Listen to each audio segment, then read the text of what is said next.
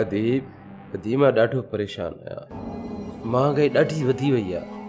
ॾोह महांगाई जो न आहे, बसि कुझु तुंहिंजा लक्षण ई ठीकु न आहिनि। अदी कर्ज़ वधी वियो आहे मूं ते। कलर ॿिज लाइ बि पैसा कोन्हनि के, ऐं तपेदार ढल थो घुरे। बैंक में टको बि कोन्हे को। सेठ चए थो जेसि ताईं पोयां पैसा न ॾींदे तेसि ताईं मां कलर ऐं ॿिज न ॾींदोमांइ। त पोइ इहे राम कहाणी मूंखे छो थो ॿुधाई? तूं सम्झण जी कोशिशि कर। जेकॾहिं कलर ॿिज न मिलियो न त असां तबाह थी वेंदासीं। इहा त मूंखे उन ॾींहं खां ई ख़बर हुई, जंहिं ॾींहं खां तो मनियूं संभाली। अदी तूं त हर नुक़सान जो ज़िम्मेवार मूंखे थी सम्झी। तोखे ख़बर बि आहे त हिन साल फ़सुल सुठा कोन थिया। पाणी जी खोट जे करे फ़सुल असुल सुकी विया। सालार, मुंहिंजो वात न खोल रहा है। तुंहिंजूं शिकायतूं ॿुधी ॿुधी मुंहिंजा कन पची पिया आहिनि। जेकॾहिं तो पंहिंजा अफ़ाल न सुधारिया न त असांजे घर में वेला पइजी वेंदा। अदी मां तोखां मदद घुरी आहे। मूंखे पैसा घुरिजनि, तुंहिंजूं नसीहतूं न घुरिजनि। मूंखे छा करिणो आहे छा नाहे करिणो इहो मां वधीक बहितर सम्झां थो पियो।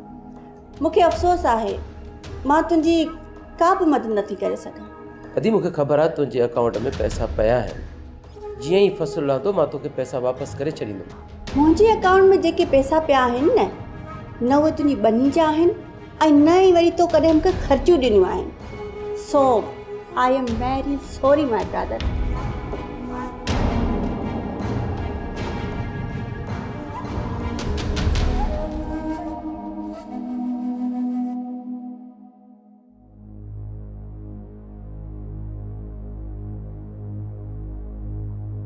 अदा तगिया अस्सलाम वालेकुम।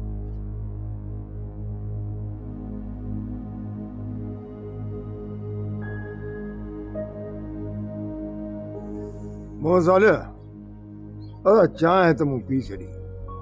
तो जो लाइ कीअं देरि कई आहे?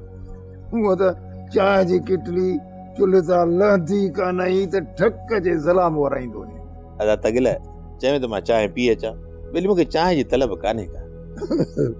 यार मोहम्मद साले मां त मिड़े तो सां पे कई मज़ाक कर। इहो ॿुधा कीअं चवणु थियो आहे? अदा तगिया मुंहिंजी हालनि जी त ख़बर अथई। अफ़ालनि जी बि मूंखे ख़बर। अदा मां जहिड़ो बि आहियां पर तव्हांजो माइट आहियां। मूंखे भली केॾो बि धिकारियो पर मां फिरी गिरी तव्हां ई वठी। हज़ेण हुकुम कर, तुंहिंजी कहिड़ी ख़िदमत कयूं असां? हुकुम कर बाबा।